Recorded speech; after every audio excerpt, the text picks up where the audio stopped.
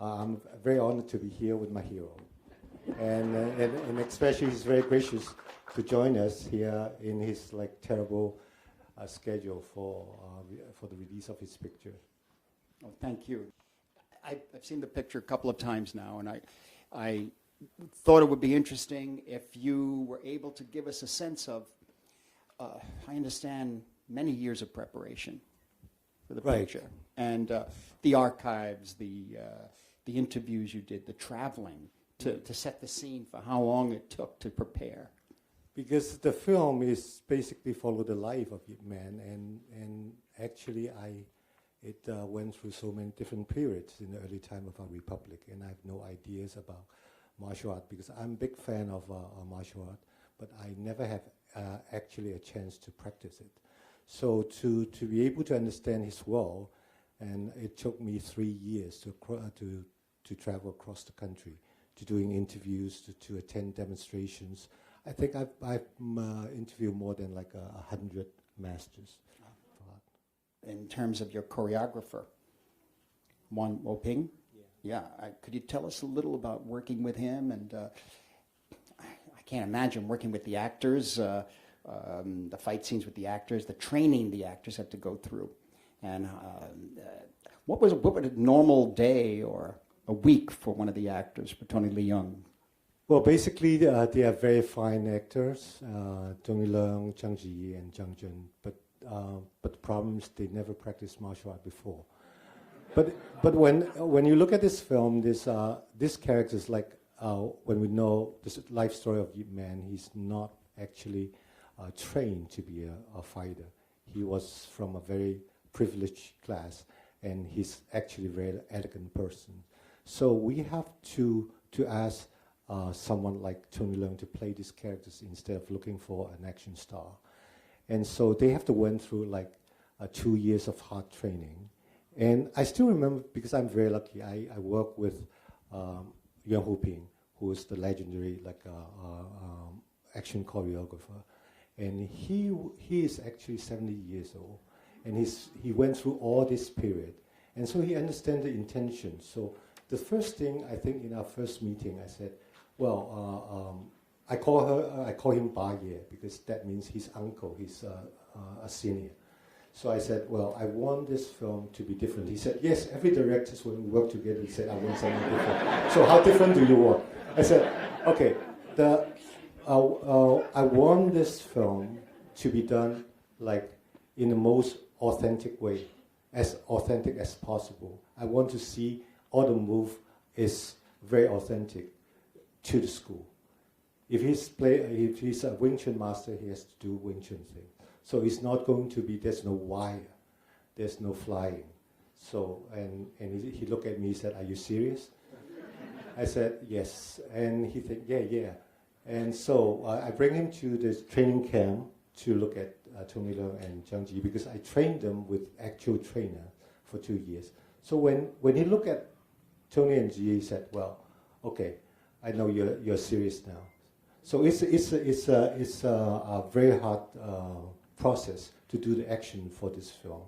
And in fact, when we are doing all choreographies sequence, I always look at your sequence at Raging Bull with my DP, because I think that's one of the best action scenes made in the history of cinema. And so there's no tricks besides of special makeups, blood.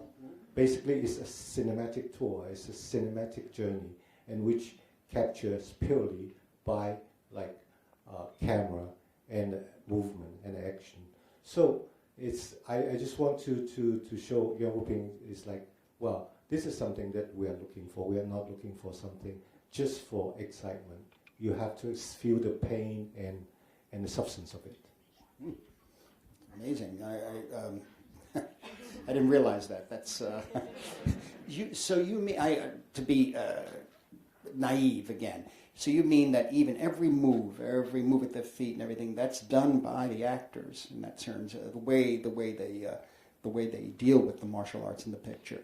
Yeah, it's something funny, because normally when you're shooting a scene or setup, most of the time people look at the director to say, well, if it is okay or not, right?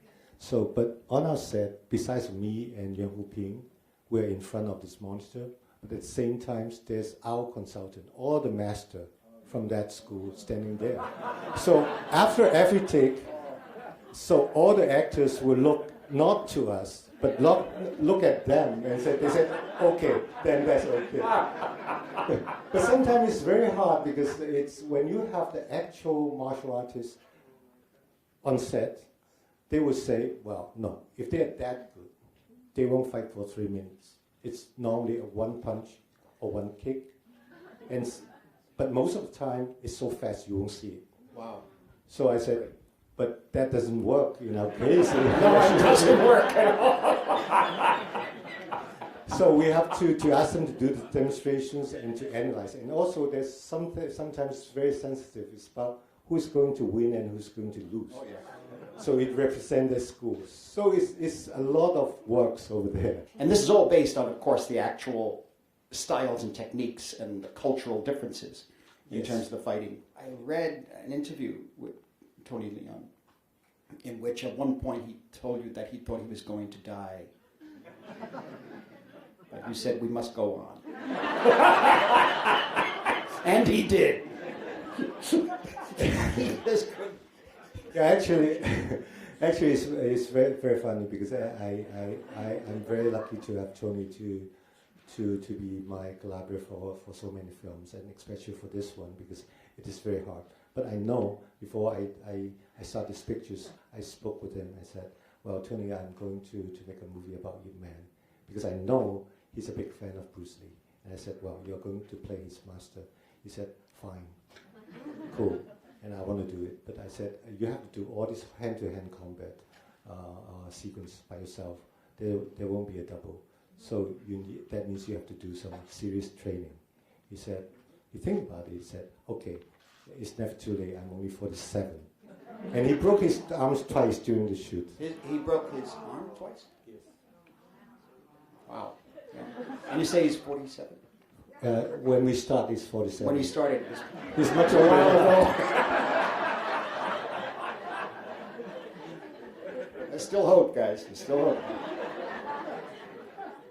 It's amazing. It's amazing. So, needless to say, special effects are minimal in the film. Right. Yeah. I'm a very analog guy, so Yeah.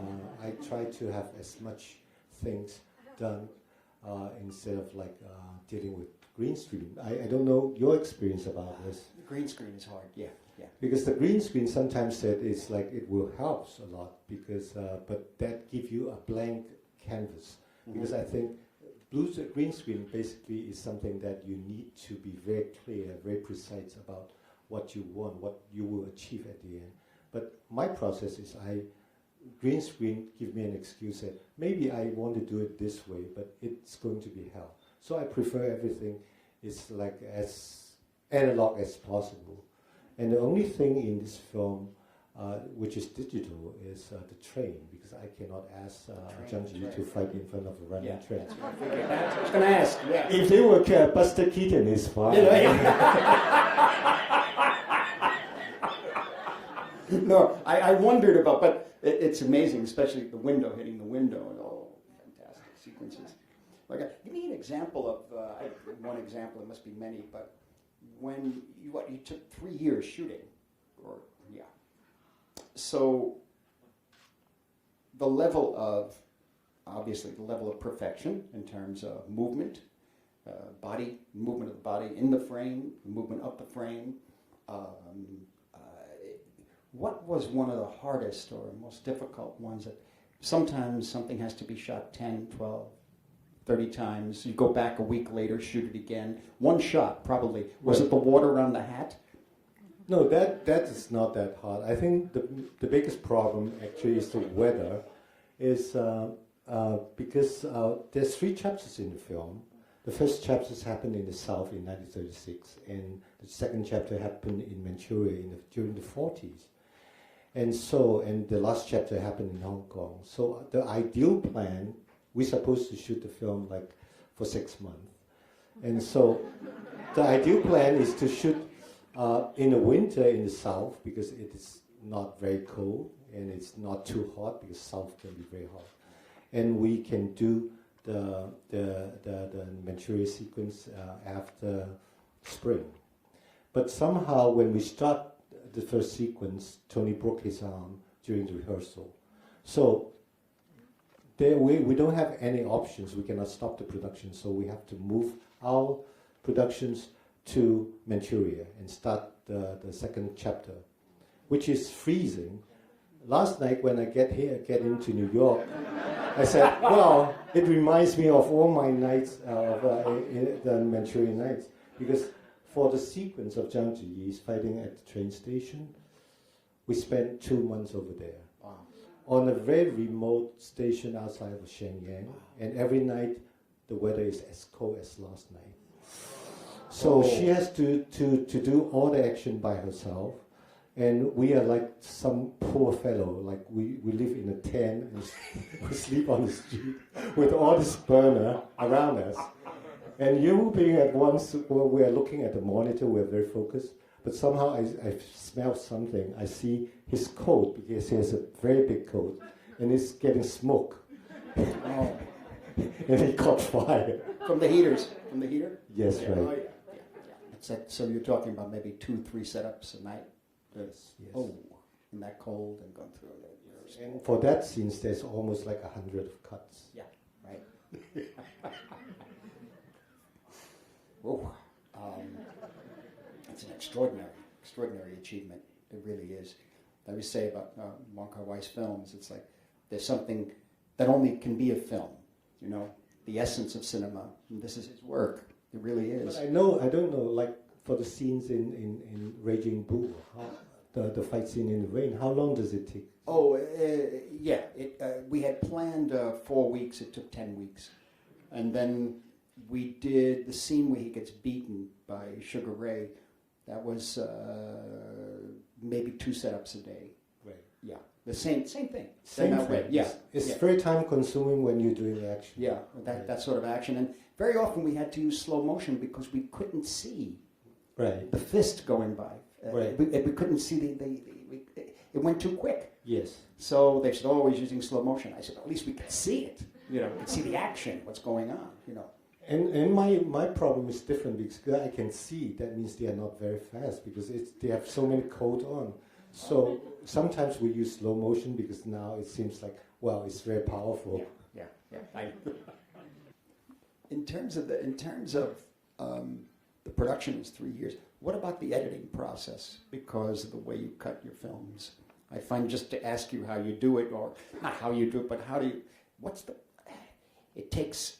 length of time it took? How you work? Do you work every day at it? Do you work with the editor? Yeah, because I think my process is more or less like yours, because you work with Thelma. With Thelma, yeah. Right. Yes, who's I consider like one of the best editors in our generation. Definitely. And so, I work with William, my production designer. Yeah. So basically, we shoot the scenes, and then he cut at the same time. So, but the thing is, he always do scene by scene. It's like individual pieces. Yes. So I'm the one who at the end put all these things together, and then we will do all this fine tune afterwards. Oh, that's fantastic, right? But what was the length of time for the editing on this? The actual time that we have to put this film together, I can give you like a clue, is we have the film, we need to release the film in China in January last year, and we're still shooting some like cutaway close-up before Christmas. Excellent.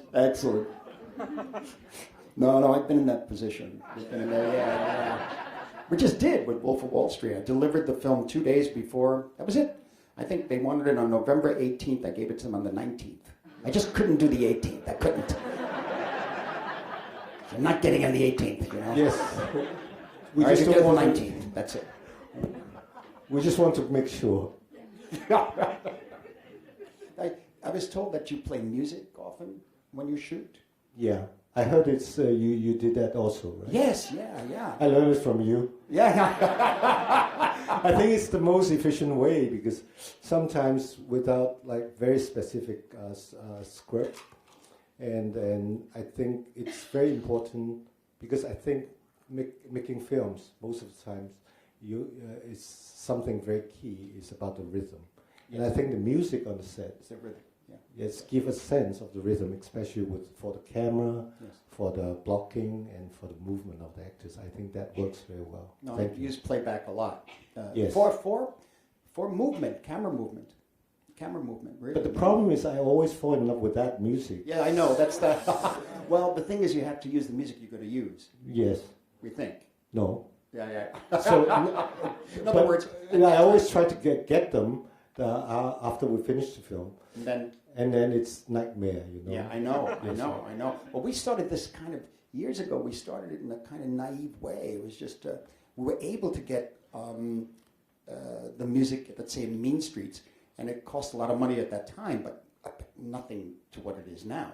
I think we were able to afford 5 or 6 really key songs, and I did play back the music, but we knew those were the songs, and the producers started working on getting some sort of a deal, and they did it. That was 1973, though, and within 5 or 6 years, that changed completely. Today it's really hard because it's become so expensive.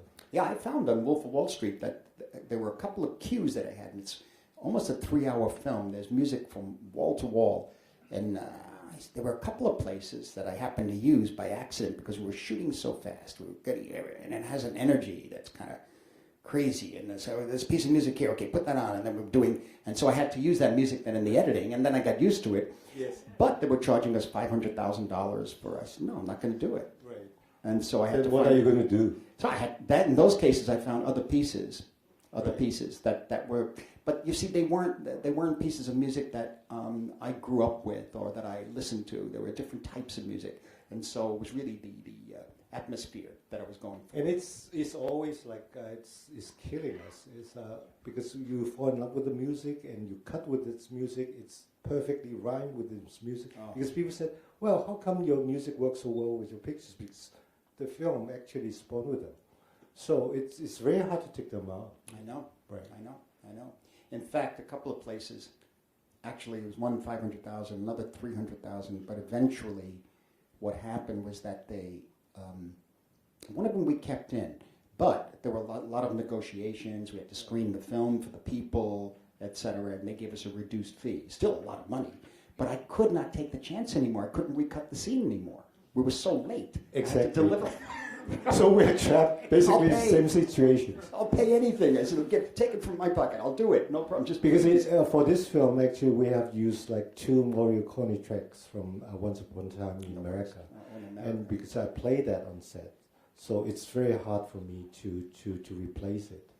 And also, I think this is kind of a homage, right. My salute to these 2 wonderful people, Sergio Leone and Morricone. But it's so expensive, so it's right before we do the final mix. I have to send people to record it.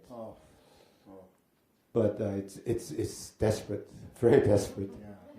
I like the idea of using themes from other movies in movies. Yeah, I never had a problem with that because it brings with not only the music but also the history of it. Exactly. Yes. Exactly. Yeah.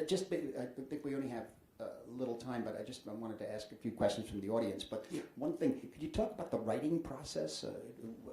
How detailed was the script or not? Well, and actually, everybody said he don't work with the script. It's true, but somehow I'm writing every day. Yeah. So basically, it's like I have a frame of the story, and I keep changing because I can see what the genesis of the characters. I can see like Tony's going this way, and Gong actually is. Going that way. I don't know your process, but my process is always I start from the character first. Yeah, me too. Yeah. And I also start from their physical presence. Mm-hmm. So if I have a guy there, I have to know like what's in his pocket and in his jacket. And for like the character of Gomorrah, we know she's a modern woman in a traditional Thai society. So her outfit basically is not purely Chinese. He has some elements in it. Yeah, right. Yeah. That's beautiful. I guess we have time for a few questions. All right. Go ahead, sir. Yeah. The question was about, it was about Peter Jackson and James Cameron talking about high frame rates. And the gentleman said that in this film there were some wonderful effects just from lower frame rates. Yeah, because we sometimes shot with like 4 frames per second and 8 frames per second, and we print it, double print it. And because I tried that since my first film, and because it delivers something, a texture that feels like it's very speedy, but actually it's very slow. You can see clearly about it. And I think sometimes it's also good to use this because it's also for emotional reasons. If someone, like in a film, at a certain point, some of the close-up of Zhang Ji I shot with like 8 frames per second. I said, can you do your acting 2 times slower? Oh, that's great. That's great. Because sometimes it gives an extra mile for the actor and actress so they can actually put all the emotion out. And I can keep the scene like that. But also you can feel like their body a little bit of shaking. And that's something that I normally do for a moment like this. So that's extraordinary because you do feel it in our close-ups. It's quite amazing, especially the big scene. But it's very funny to look at because you see these 2 persons like drinking teas like this.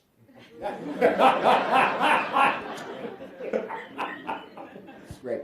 Thank you, Wong Kar-wai. Thank you, Marty. Thank you.